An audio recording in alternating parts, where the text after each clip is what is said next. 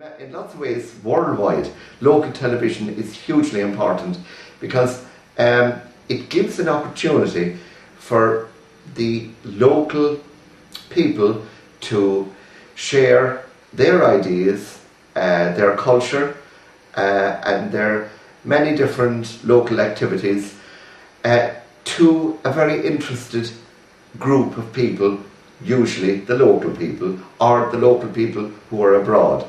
And the great thing now with modern technology is that you can actually share so much of the material with people abroad. Here in this house we did the very first anchoring of our programme for LTV2 Mill Street about 6 years ago, and that's how LTV2 began here in the area. Now, since then we've used different locations to anchor the programme. What we mean by anchoring is that on a Monday night we come along and we do the studio pieces here, which are then linked to the recorded pieces done in a variety of locations, like at fairs and at festivals and at out in farms or wherever, and they're all linked by the editor of that particular week. Now we have 4 editors and they share the workload between them, and it's transmitted then on a Thursday night. There is a camera set up over here. It's a very, very large camera set up here, and there's a number of people work on the camera setting. That is then linked directly over here to a monitor. Here we link it here to a large screen television set here, so that when people are actually being filmed here as they speak, they can actually see themselves here. I have recorded it on this high definition camcorder here, and I am now, this can take up to over 900 minutes, but there's so much memory involved here that it goes into an extension hard drive over here.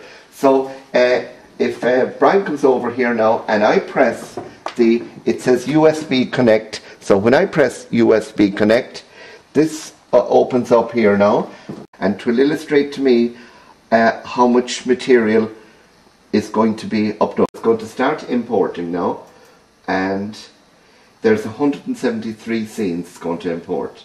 Now that'll take a while for that to actually import. So it's actually importing from the camera at the moment, and it's going inside here. Already 4 scenes have gone through, and when that's all through, then we shall be able to observe it on the computer itself. Our links are through high definition hard drive, and that's downloaded then onto a computer system.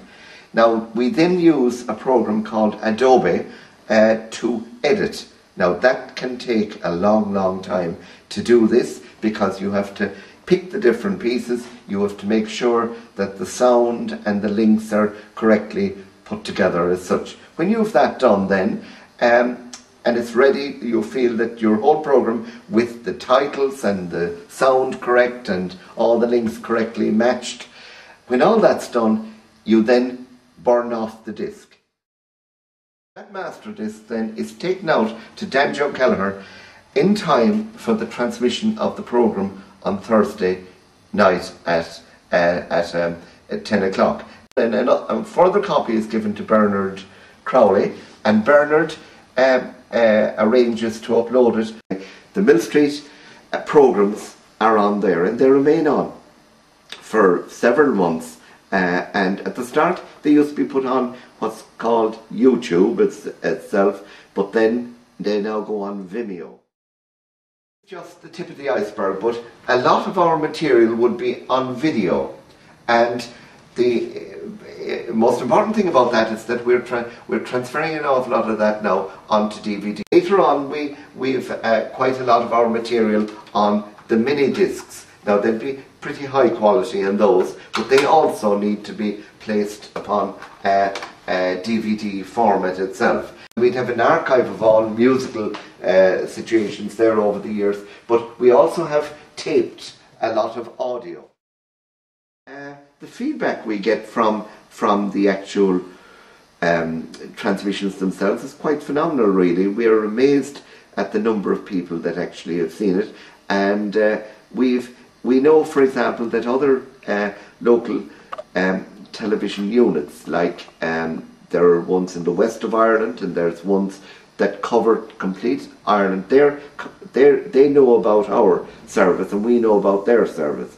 And the ultimate is that we'd have a satellite channel that we could transmit so that it would be available widely.